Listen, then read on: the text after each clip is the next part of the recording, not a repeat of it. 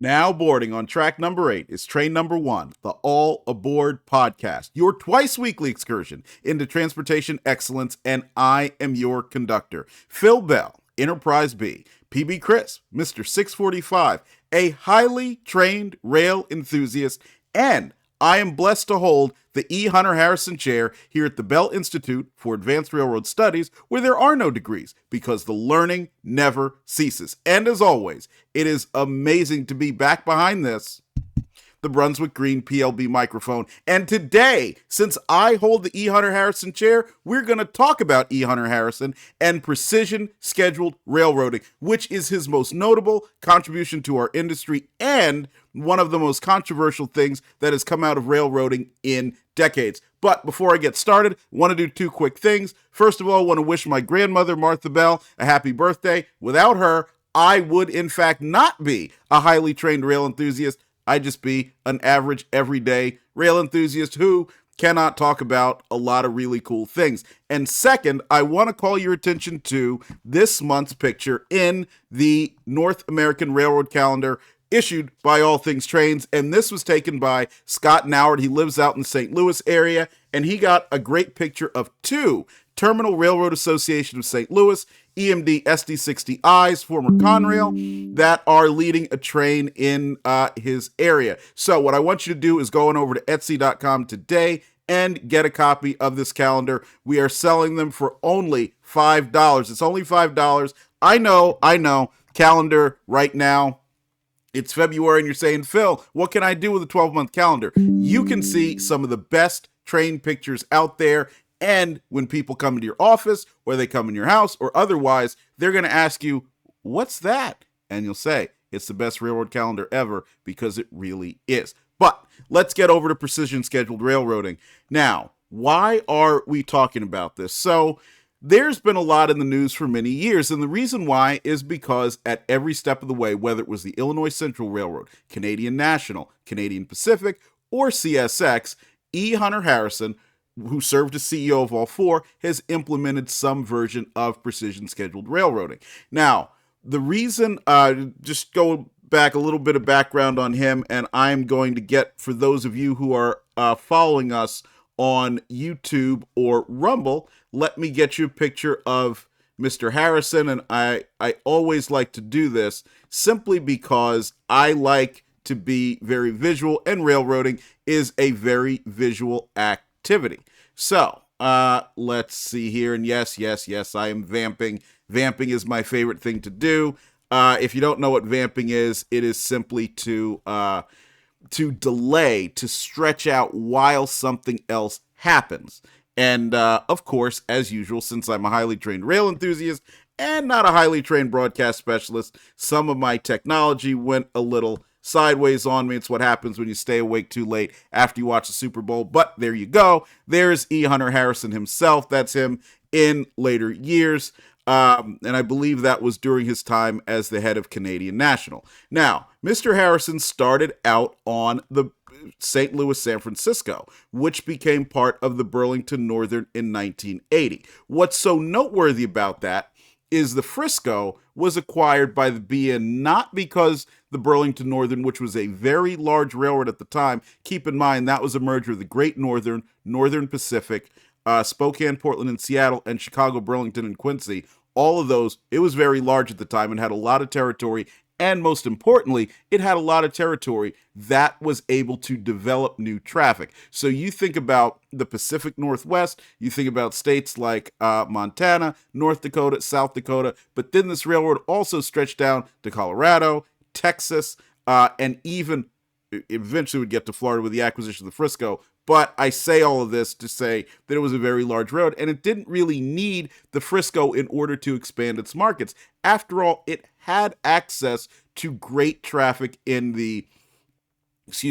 Texas as well, when you're talking about chemicals, coal, and otherwise, along with its classic traffic base in the Pacific Northwest. Why did they acquire the St. Louis, San Francisco? Because they wanted a man named Dick Grayson who was leading the company.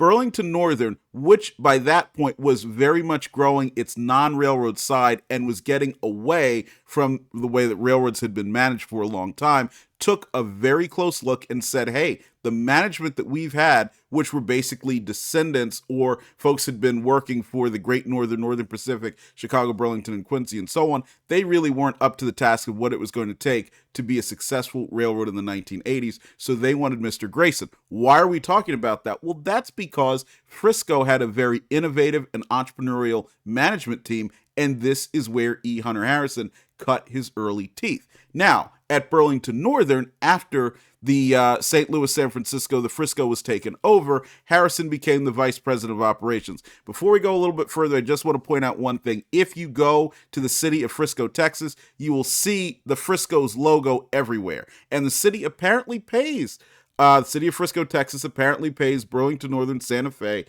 successor of the Burlington Northern, for the ability to use the Frisco logo as their city logo. So when I went there a couple of years ago, I had an amazing time because every time I either walked around or drove around, bam, there's the Frisco's coonskin logo, and I thought this is really neat. So just a word, if you go out there, and by the way, Frisco is a great town, unless you are a fan of the Washington Redskins or the New York Giants, because it is totally cowboy heaven, just as an FYI. But after the Frisco went away, became part of the Burlington Northern, E. Hunter Harrison, the large subject of today's discussion, he became the vice president of operations over at the Burlington Northern, and he was involved in two interesting transactions. Number one was the lease of a large portion of the former Northern Pacific to the what became Montana Rail Link through Washington Group International, but was incorporated as Montana Rail Link. The other thing that Mr. Harrison was part of was the failed Winona Bridge effort, and the Winona Bridge was the attempt to build a regional carrier within Burlington Northern itself, but to use the work rules of a small carrier that it had a substantial ownership stake in. And if that sounds a little familiar, that's exactly what Timothy Mellon did with the Boston and Maine and Maine Central when he used the Springfield Terminal, which is a subsidiary of the Boston and Maine, to lease the track of the Boston and Maine and the Maine Central. And they changed the work rules because when the Springfield Terminal leased the lines, its work rules, which required 2-man crews as opposed to 4 or 5-man crews, allowed him to expand those to every segment of the railroad that he owned. Of course, now we know that didn't quite work out when they tried to extend it to the Delaware and Hudson, which is how the Delaware and Hudson became part of Canadian Pacific and ultimately run by E. Hunter Harrison later. But this same approach is what Mr. Harrison tried to take there by changing the work rules, by expanding Winona Bridges across a large portion of the BN system.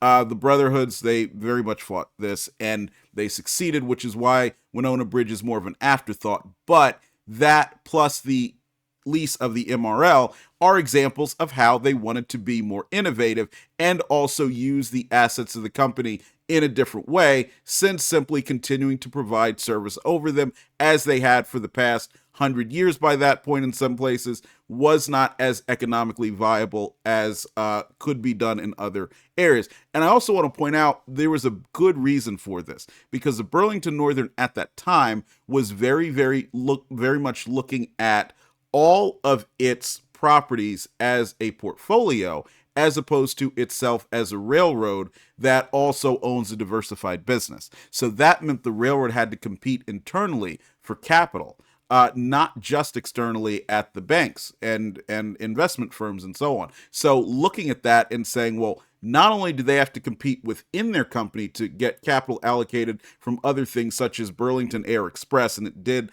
have an Air Express affiliate, and also what would become Burlington Resources, they really had to make an effort. So that's why they couldn't just simply show up and say, we're going to run trains the way that we used to. Now, after that, let's take a little look at how railroads currently move traffic, or previously moved traffic. And that's important because precision scheduled railroading was to lower the operating ratio of the railroads, and that is basically how much of each dollar that every railroad is able to keep for itself. So the higher the operating ratio, the more money goes to expenses. The lower the operating ratio, the more money is able to be kept by the railroad. And just remember, every business has this conundrum, because whether we're talking about the cost of employees, if we're talking about the cost of rent, if we're talking about the cost of transportation, no matter what business you're in, the goal is to hold on to as much of the money that comes into the business as possible. So that's why we're always hearing about this executive here is a cost cutter, and that executive is trying to grow revenue, but they also don't want to see the costs go up. And so railroads have always, and this is true now as for a long time, decades ago, operating ratio is the way that they are judged. And so Mr. Harrison was looking for ways that he could lower the operating ratio at the Burlington Northern. And so what you saw with Winona Bridge and Montana Rail Link is saying, hey, how can we move costs off of our income statement, number one? So in the case of Montana Rail Link, that meant paying someone else to move their traffic because they could pay them less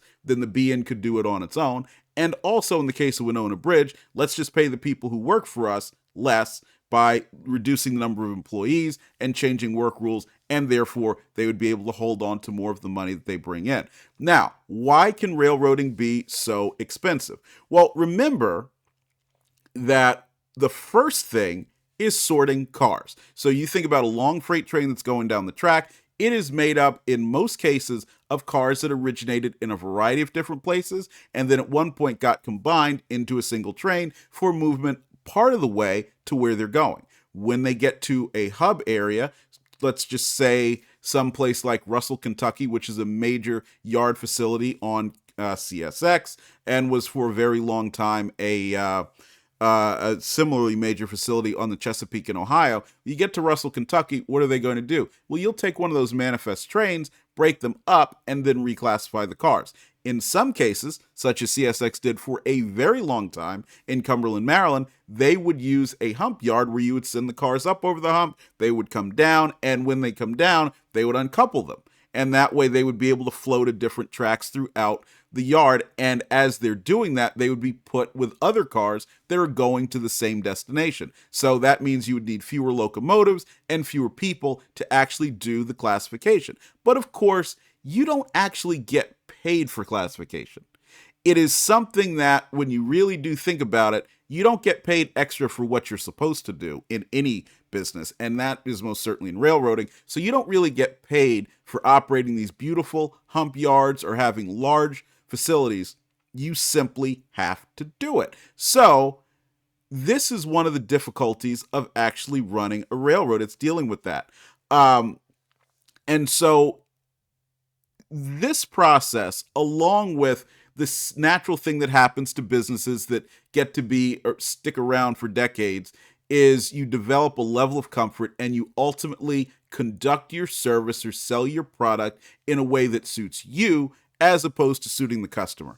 And so with railroads, it became not only these very expensive yard facilities, but it also became a maniacal focus on tonnage. How much freight could actually be moved by as few people as possible. So that would mean you would simply have no schedule whatsoever when it came to most freight trains. And you would have your yard masters or train masters, whoever was the local management, even though they would have a list of schedules that they needed to get out. And that could be, let's say, TOMT. That's one of my favorite ones to talk about from the Conrail era, or Toledo to Metuchen, which is primarily auto parts, or OISE, Oak Island to Selkirk, also on Conrail. They would wait for enough cars to be put together. And when they had enough to where they could say, all right, well, yeah, this will make us a pretty good amount of money, then they would send that train to the next location. So what did that mean? Not only did you now have these very expensive rail yards filling up with traffic all the time that is just sitting and waiting, it also meant that the customer would not know when his products are going to show up. So if you've ever been a rail enthusiast who's gone to a location, railfan location for the first time, you experienced this firsthand, because invariably you asked one of the other railfans there, so what time are the trains coming through? And you always got the response, freight trains don't run on a schedule. They run when they need to run. So you think if that's not much fun as a rail fan, it's less fun if you're a customer. Now, the other factor you've got to add to it is what happens to crew members. Well, it was incredibly difficult on crew members as well. To a certain extent, it still is, but This meant, number one, you didn't know when you were going to get called to go to work. So you think about it, you're an engineer. You've developed a little bit of seniority, but you're certainly not the most senior person in your terminal. That means that, you know what? You've got a wife and kids, and they do prefer to recruit people who are married and have children because they are much more stable. You say, okay, well, I want to go with my son to see him play, to pitch, because I know in the future he is going to be a star on the New York Mets. Got to shout out my team. But you get a call. Hey, you're called to operate TOMT, and you'll be leaving in at 2100 hours. Well, guess what? This means now you're not going to be able to see your son's night game. You couldn't plan for it. You got to tell him, hey, son, sorry, can't do it. Why is this? Because, again, the freight trains didn't run on a schedule. The only things that did were intermodal trains and passenger trains, and those would be held by people who were senior enough to hold that assignment. And, of course, they're highly sought after because, again, you'll know more or less when you'll be working and when you won't. So this also creates a very expensive problem. Not only are crew members kind of living in this constant limbo, and the only time they know they won't be working is right after their shift when they have to take their federally mandated rest. It also means that you will spend a lot of money in what's called away from home terminal pay. So let's say that you are based in Russell, Kentucky on the Chesapeake and Ohio, and you are qualified to run between Russell and Clifton Forge, Virginia. So your home terminal is Russell. You can go as far as Clifton Forge because that's where you're qualified on, which is you've proven that you understand the territory and know how to operate a train in that area. So you're called, you miss your son's game, you go out, you get on the locomotive, you do everything you're supposed to, all of the inspections and checks, and you're ready to go, and you go, and you have a flawless run, no delays, no sorting, no work en route. You get to Russell, you get off the locomotive, another crew takes the train the rest of the way to Newport News. Life is good. You go to a hotel. Well, guess what? The railroad has to pay for your hotel. They have to pay for your transit to that hotel. And they have to pay you additional because you have to stay away from your home terminal. You're being put out by that, and the railroad has to compensate you. And this is the case in almost every union contract. So you can outline their 3 extra costs to the railroad because they sent you there. This means the operating ratio is going to go up every time this happens. So, putting all this together, let's go to the 1980s and the Illinois Central Railroad. Now, the Illinois Central in the 1980s was a very interesting place. First of all, it had been gone through a major retrenchment. Now, you might remember in the 1970s, it merged with the Gulf Mobile in Ohio and became the Illinois Central Gulf. And this was a very substantial operation that extended from Chicago to the Gulf Coast. It had multiple lines, in large part because the Gulf Mobile in Ohio and the Illinois Central largely paralleled each other. The Illinois Central certainly had a much better route that was much more profitable, but the Gulf Mobile in Ohio, which itself was a merger of the Gulf Mobile in Northern, the Mobile in Ohio, and the Chicago and Alton, had substantial coal traffic, and it also had a great reach into the Midwest, cities such as St. Louis, and the Illinois Central itself went out as far west as Omaha. So you had a very large railroad, which is stretching from the Chicago area all the way down to Mobile, New Orleans, out to Omaha and St. Louis, but it was fairly bloated, and it wasn't really doing all that great financially. In fact, by the time Mr. Harrison took over, it had a 98% operating ratio. So think about a 98% operating ratio. If you are going to work and you earn $100, they give you $100 in your paycheck. By the time you get home, you spent 98 of it. That means you only get $2 for that 2 weeks you worked. You would think this is terrible. Well, guess what? It's really bad when it comes to railroading too. So, the Illinois Central certainly saw this was not a very good way to do business, and they responded to it in a variety of ways. First of all, and we've talked about this in some of our other episodes, they had already created a non-railroad a lot of non-railroad operations, not a subsidiary, but a parent company called Illinois Central Industries. And Illinois Central Industries got into a variety of other businesses, most notably chocolate manufacturing, which is how they came to manufacture the Whitman sampler. They own Whitman's chocolates. They also got into bottling Pepsi-Cola, and that is also how they became the largest bottler of Pepsi-Cola that wasn't owned by Pepsi until a few years ago, and Pepsi finally did take it over, and that name was Pepsi America. So if you've been either eating Whitman's chocolate or drinking Pepsi anytime in the 1980s, 1990s, and into the 2000s, you were in fact doing business with the former Illinois Central Industries. The other way they did it is by cutting down on the physical plant of the railroad and then spinning it off. So it went from something like 7,000 miles to 5,000 miles. That was selling off branch lines, that was selling off secondary main lines, that was outright abandonments, and so on. So the Illinois Central that you might remember from the 1960s, the chocolate brown and orange streamliners, Panama Limited, City of New Orleans, and so forth, all gone. The black Jeeps, pretty much gone, although they did go to a black color later that would be used after the kind of kaleidoscope of colors that were the Illinois Central Gulf was known for. Even the Green Diamond logo was gone, and that was sold off to the Chicago Central and Pacific. But Harrison said, hey, how are we going to handle this? Well, we're going to handle this by, number one, improving asset utilization. So the way this has been, and there is another picture of Mr. Harrison again, and I'm putting him up there so I can take my first drink of the morning, which thankfully is chai tea. So don't worry. I know some of you who've been watching our earlier streams, you know that I love to have a little bit of bourbon while we talk about this, but no, today it's chai tea because precision scheduled railroading is much too important to delay for bourbon. But improving asset utilization. So Mr. Harrison has been known for saying he wants to, quote, sweat the assets. And that means operating your locomotives as much as possible. If they have the ability to have 70% uptime, which is what was sold originally with the diesel locomotive by Electromotive Division early when they started building them in the 1930s and 1940s, well, let's try to get as close as possible to that as they can. The second is to reduce the number of times the cars must be handled. Now, earlier we talked about hump yards and the variety of ways that railroads will classify cars. Well, think about this for a second.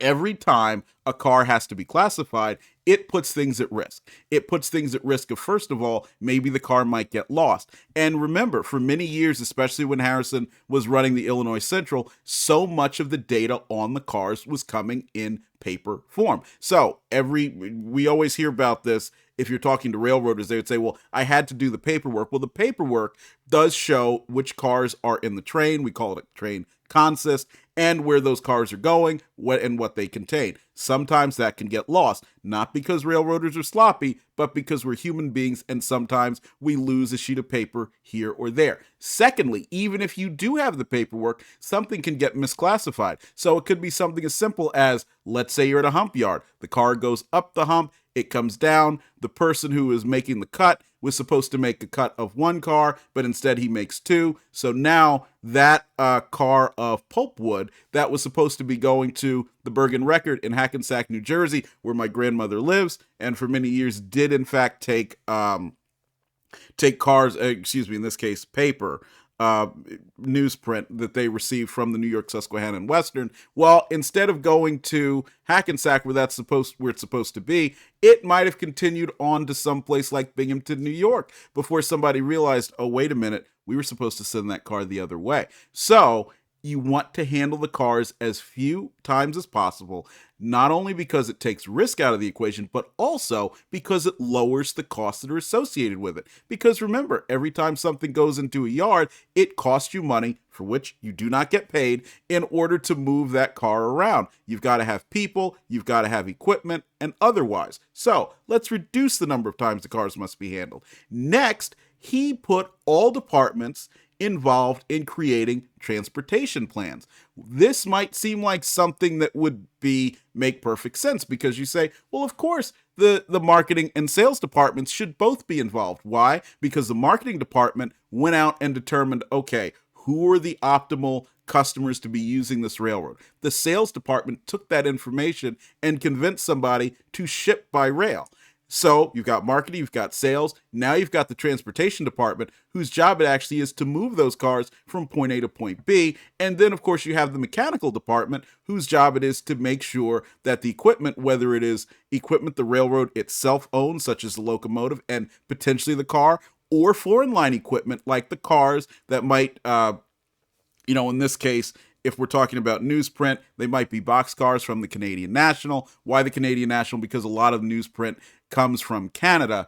And so these cars are going to come in loaded, and now they might have to be moved to another company that would also be able to make use of them, maybe sending finished papers. And I know it's not quite done, but we'll just use this as an example.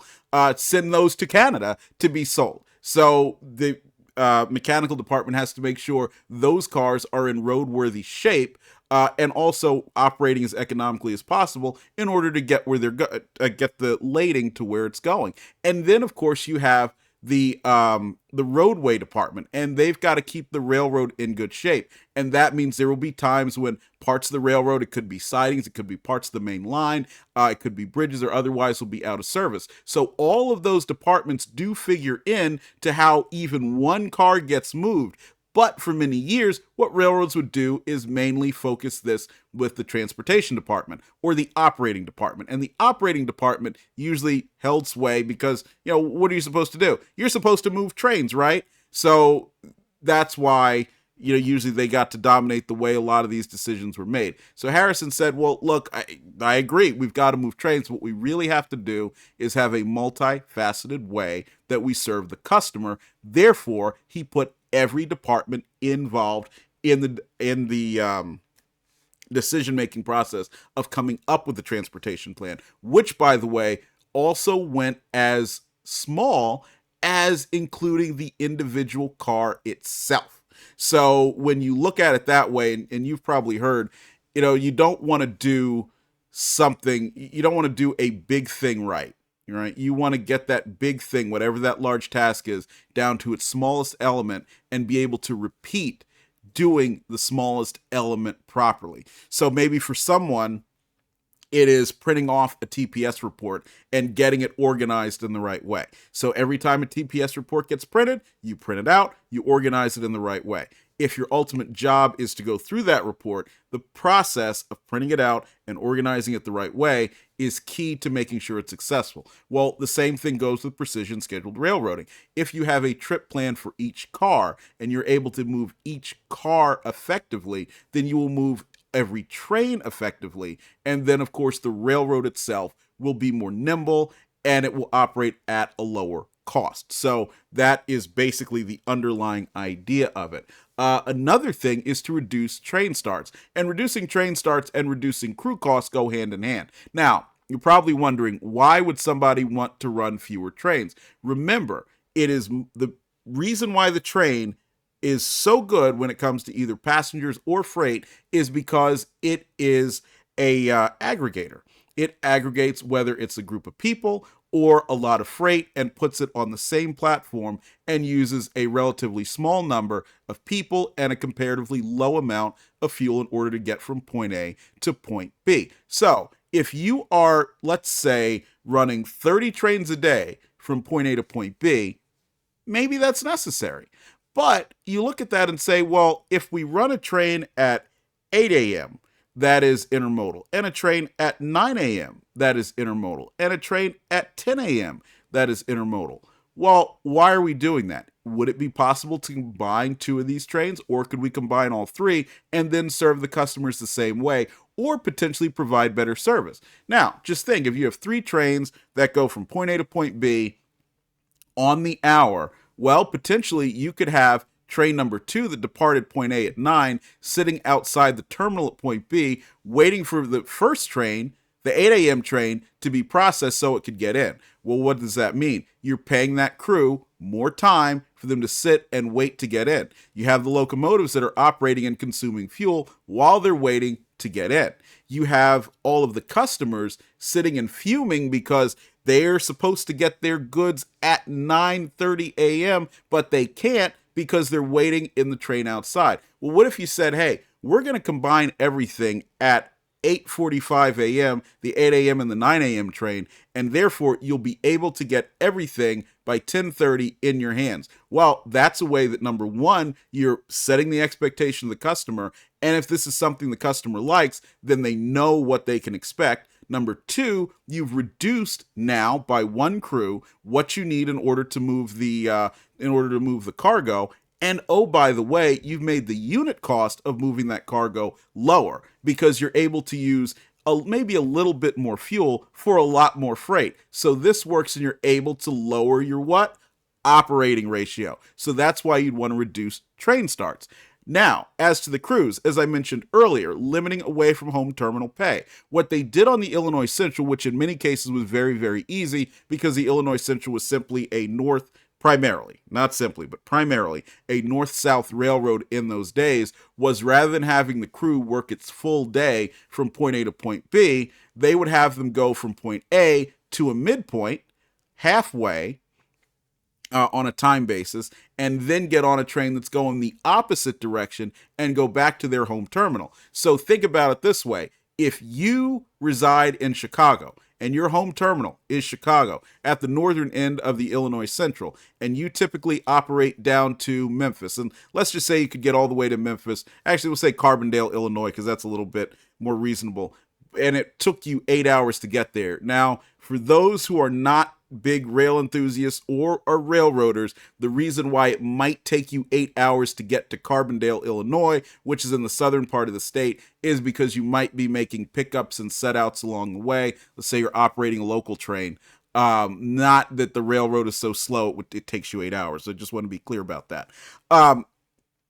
Let's say it takes you 8 hours to get to Carbondale. Well, why not work that train 4 hours south and then pick up, change crews to a train that's going northbound, and then work that train the next 4 hours or even fewer back to where you started from. That way you start your day in your bed at home at your house, you end your day in your bed at home at your house, and the railroad doesn't have to pay to taxi you to a motel, pay for you to stay at the motel, and pay you extra for the time that you're spending away from your home terminal. So this is actually a win-win. The crews can say, oh, now that we have a schedule or something close to a passenger train style schedule, I know when I'm going to work, I know where I'm going to go, and I know that I will be back home. So even if I still can't see my son's baseball game, I will at least be able to see him at night and say, hey, how'd it go? Okay, well, let's work on your pitching, or let's figure out a time that we're going to do it. Why? Because you have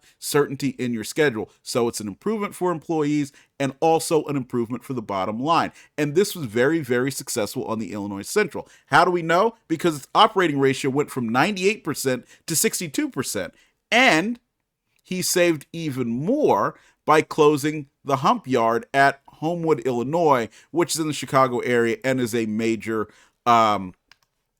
facility on the Illinois Central even now, and it's been converted to being an intermodal yard. Now, Harrison didn't stop there. He was doing very well at the Illinois Central, so well that he decided to do what a lot of CEOs do, and that is sell the company to someone else.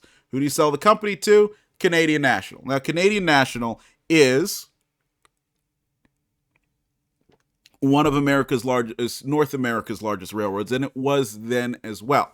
Of course, between going from the eastern to the western sections of Canada, and by the time, though, that Harrison got there in 1998, a lot of the more interesting operations, such as the narrow gauge on Prince Edward Island, had been abandoned or sold off. So it wasn't quite what it was in the 1960s and 1970s when the federal government, Canadian government, used it as a tool to develop the country. And we talked about that a little bit on our episode 20, I believe. We talked about Via Rail and its origins, and it also gave birth to Via Rail, of course.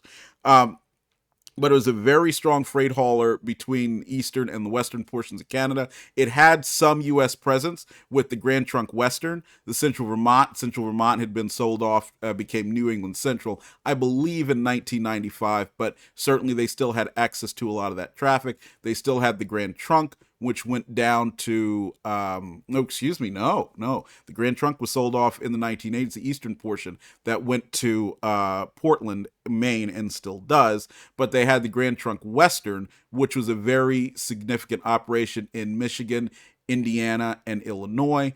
Also, the Duluth, Winnipeg, and Pacific. So it had a pretty substantial operation in the U.S. as well.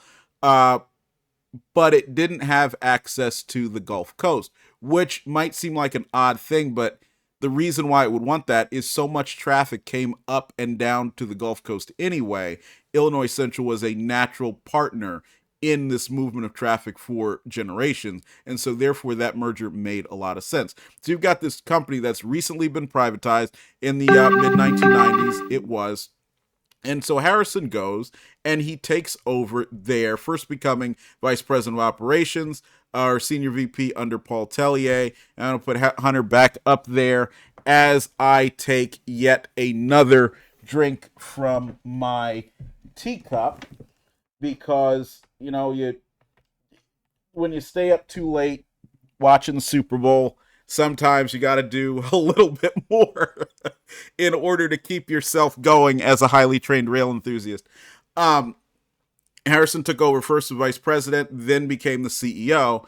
And Canadian National hadn't been doing anywhere nearly as bad as the Illinois Central. But as we know, you can always make things better. And so he led in the first 2 years a drop of 5.7% in operating ratio. So you might say, well, 5.7% isn't as big as going from 98% to 62. That's true. But when you think about the world of an established business, especially one like Canadian National, which is quite large, even small adjustments in how much the company is able to save, or even a small increase in its revenue, can be very, very substantial. It's one thing to go from $1 to $2, but when you go from 100 million to 110 million, that's an additional $10 million, and that's also nothing to sneeze at. So making a 5.7% drop in operation in just 2 years was very, very significant.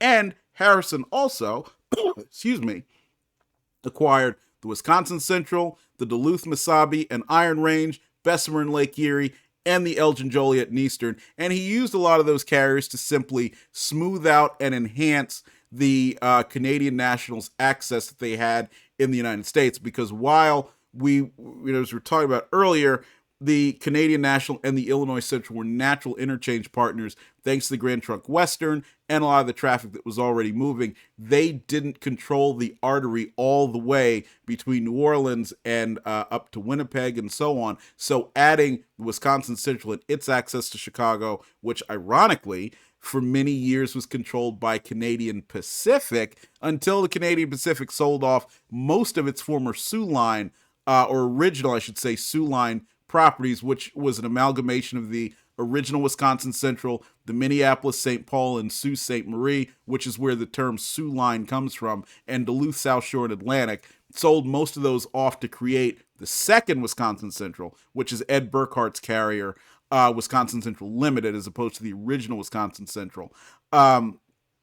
Because the Soo itself, which was by then still a subsidiary of Canadian Pacific that had its own identity, had acquired a substantial portion of the Milwaukee Road and was concentrating a lot of its traffic between Chicago and the Twin Cities on the Milwaukee Road, which is why that became surplus and became part of ultimately the Wisconsin Central. So it was kind of interesting that you saw this this railroad basically pass from one Canadian railroad to the other Canadian railroad with an interregnum of being owned by Wisconsin Central. And that, as an aside, is one of the difficulties that a lot of people like me who want to become short line or regional railroad owners face, which is that you will have people who can say, look, we own this railroad. Okay, we'll sell it to you. Maybe you can make more money with it. and we can come with an arrangement. We still get traffic from it, and it will be beneficial to us. But then what happens if you sell out? How do we make sure this doesn't somehow fall into the competitor's hands? What happens if someone comes along and says, "Hey, we'll throw a lot of money at you"? So those are questions that aren't impossible to get by, but this is certainly you can be sure that at Canadian Pacific headquarters, somebody was most certainly looking over and saying, not only did we sell this track, but now it's part of another railroad, our arch rival for decades. How did that happen? We don't want to see that. So short line entrepreneurs have to remember this. When they're presenting their great plans of saying, "Hey, sell me this 5 mile spur, that 100-mile secondary main," and make sure that those fears get assuaged. But Harrison himself would eventually go from Canadian National to the Canadian Pacific, and that was his next stop. Now, CP was not as big as CN. It, like CN, had been part of a larger enterprise for many years, but CP had always been private, whereas Canadian National had been part of the Canadian government. But it had a similar Trans-Canada structure. It had a much larger, or I should say much more, much stronger U.S. franchise, with the Soo Line having been so strong in Illinois, Wisconsin, North Dakota, Minnesota, and then, of course, through the acquisition of the Milwaukee, getting all the way out to Kansas City. And in addition, back to the Delaware and Hudson that we mentioned earlier, they controlled that after purchasing it out of bankruptcy following directed operation by New York, Susquehanna, and Western with the backing of CSX, and also ownership by Guilford Transportation Industries, which is Timothy Mellon, and prior to that, the Norfolk and Western and Derico, just to get us back a little bit of the ways that it went.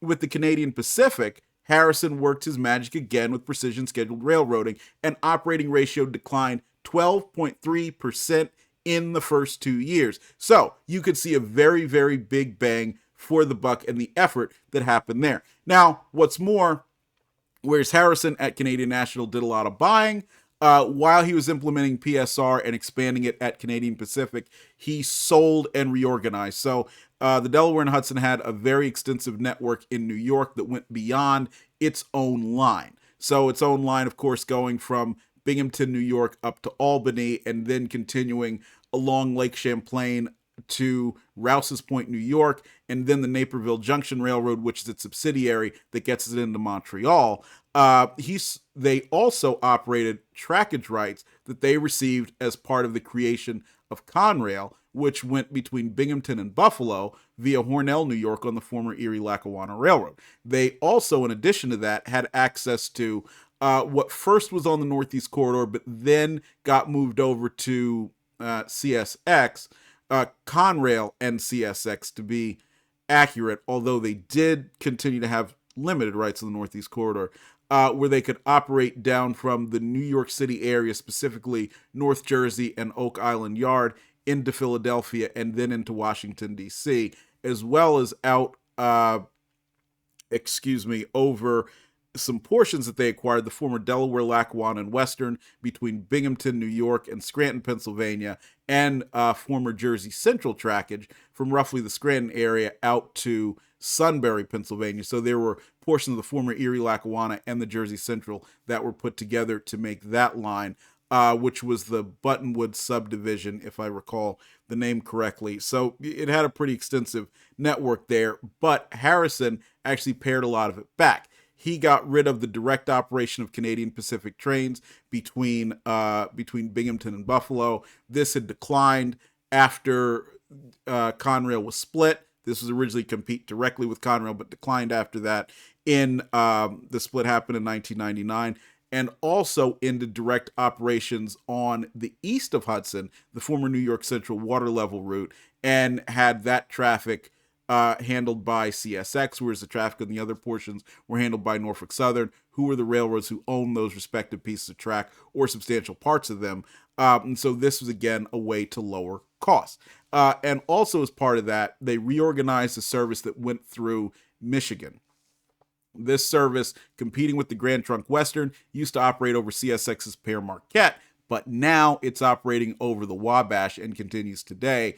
The Wabash down to the former New York Central water level route in northern Ohio. So that was what Harrison was able to do at Canadian Pacific, and I should point out that he got to Canadian Pacific because of Paul Hilal and Bill Ackman, who were at the time both part of Pershing Square Capital Management.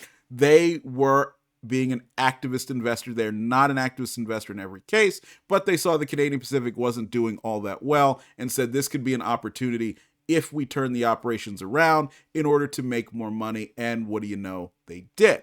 And then later on, Paul Hilal leaves Pershing Square. He sets up his own fund, and they go after CSX. They purchase a 1% stake and ultimately force Michael Ward, who had been the CEO since, if I recall correctly, 2003, force him out the door and, force Michael Ward out the door. Yeah, and bring in Harrison. And in 1 year, Harrison was able to improve CSX's operating ratio by 6.2%. And this included closures of hump yards like Atlanta and Cumberland. And then his successor, who was Jim Foote, continued to execute this plan. Now, Hunter Harrison, of course, passed away not too long after. I believe it was 2019. He had been sick for some time. People didn't really realize it. But he was taking oxygen. You could see that in public, would carry the machine with him, and he passed away. Now, there's some criticism. First of all, a lot of people hate E. Hunter Harrison. They think of him the same way as a lot of people think of Attila the Hun. And so, because, he would close yards, he would fire people, and a lot of the people who would get fired were typically in the middle of the railroad. Those are your middle managers. And he was known for being somebody who was just willing to change things like that, not recklessly, but he wasn't, a fan of sacred cows. So that made him an enemy of a lot of people. Other concerns that happen with precision scheduled railroading, not just with his personality, but train length. So one way that you reduce train starts, we talked about earlier, is you make the trains longer. So when you make the trains longer, there's a belief that a lot of derailments that have happened in recent years that happened on CSX, Canadian Pacific, Canadian National, Norfolk Southern, who embraced elements of PSR as well, and Union Pacific, who's also done the same, that the crews are not trained to handle trains this long.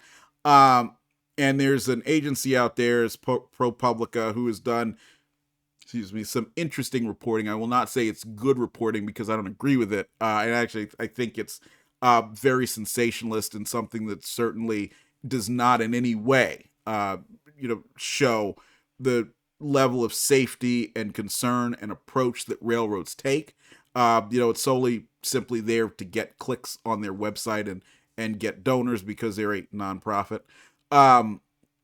They complain a lot about the train length. Well, you have to remember one of the big reasons why trains may be physically longer today in the PSR era than in times past isn't because the number of cars has gotten larger. It's because the cars themselves are larger than they used to be. So these long 100, 200 car trains were something that happened in years past, but in years past we were talking about 40-foot box cars and smaller hopper cars and smaller tank cars. The cars are quite a bit bigger. They point out that you'll have situations where one part of the train might be climbing a hill while another part of the train might be descending a hill, and they say, oh, well, this is an example of how PSR is dangerous. No, it's not. One train climbing the hill and one part of the train descending the hill, or one part of the train going faster than the other, is something that has been a part of railroading ever since it started. Even relatively small trains, even a passenger train can be encountering this depending on the territory where railroads go. But I'm pointing this out because that is a criticism.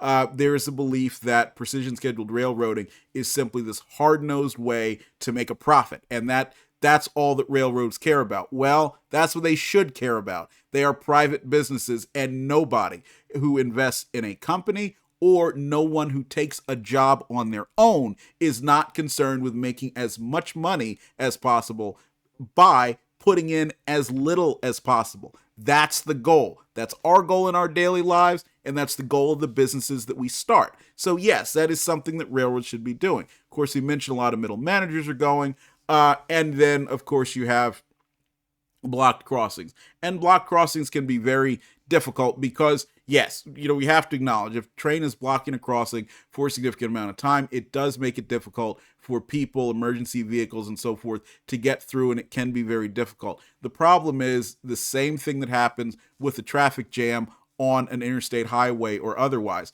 which is there is a reason why the train can't move. It is not simply because the railroad is saying, oh, well, we just don't care about anybody and, we're just going to park our train here and screw you. Like I said, it's no different than the next time you get on the interstate or the next time you're going to work or otherwise and you're stuck in traffic. Well, the same things that we're talking about with a blocked crossing happen with a blocked highway. It's not ideal. Unfortunately, it does happen, but it's become more of a concern in the PSR era because the trains tend to be much longer. And the last piece is less attention to small shippers. This is something that I believe PSR will eventually help because smaller shippers have struggled in the competition for attention from railroads for years. Now, it's one thing if I have a 500-mile railroad and you are a customer that receives 5 cars every 2 weeks, relatively small, or you receive 1 car every month. Well, it's much easier for me to serve you because in all likelihood we'll be operating a fair amount of local trains. That's primarily what our business is. But when you get to a larger railroad like Canadian Pacific or CSX or otherwise, those companies over the years have become optimized to serve the larger shipper. And why not? Remember, you have got to, as a company, try to limit as much as you can not so much limit the amount of customers, but limit the way that you interact with the customers. Because the fewer interactions, not to say that you don't want to talk to them or don't want to serve them, but you want to do it with fewer interactions because that lessens the opportunity for things to go wrong. And if you have 20 shippers that are very small and only bring you in, let's say, 5 million in revenue, or you have a shipper that's very large and he brings you 1 billion in revenue, you've got to balance the interest of all of these. And so as railroads have grown in the merger era, and you see this very interesting approach where they're trying to keep the billion-dollar shipper happy, because if he gets mad and pulls his business, which in many cases he can, then that's going to be a dramatic hit for the railroad, and that'll mean these smaller shippers can't be served as effectively either. But at the same time, everybody has the ability to be just as loud and just as concerned, and that's an important thing about the service they're receiving. So a lot of small shippers have said PSR is not working for them, it's crowding them out. I think it's only going to help them because this will, what I hope, lead to more spin-offs and arrangements where you'll have short lines and regionals take over these operations and provide the deep individual personalized service that a smaller business can, and then also take advantage of the great systems and high efficiency that the larger railroads have been able to build thanks to precision scheduled railroading and approaches that are a lot like it. So I hope you have enjoyed this discussion of precision scheduled railroading. I hope that each of you will share in the comments, and I know it's been a little bit long today, but I hope you'll share in the comments what you think of it. If you think I'm crazy, go over to Etsy.com, buy our calendar. They're only $5, the best value that you're going to get anywhere in the rail industry. And yes, I am wearing my Mets stuff. Why? Because it is baseball season now, that football is over, and the Mets are probably going to lose a lot of games, but we still love them because they're my team. So thank you. We'll see you down the main line, and I hope you have a great day.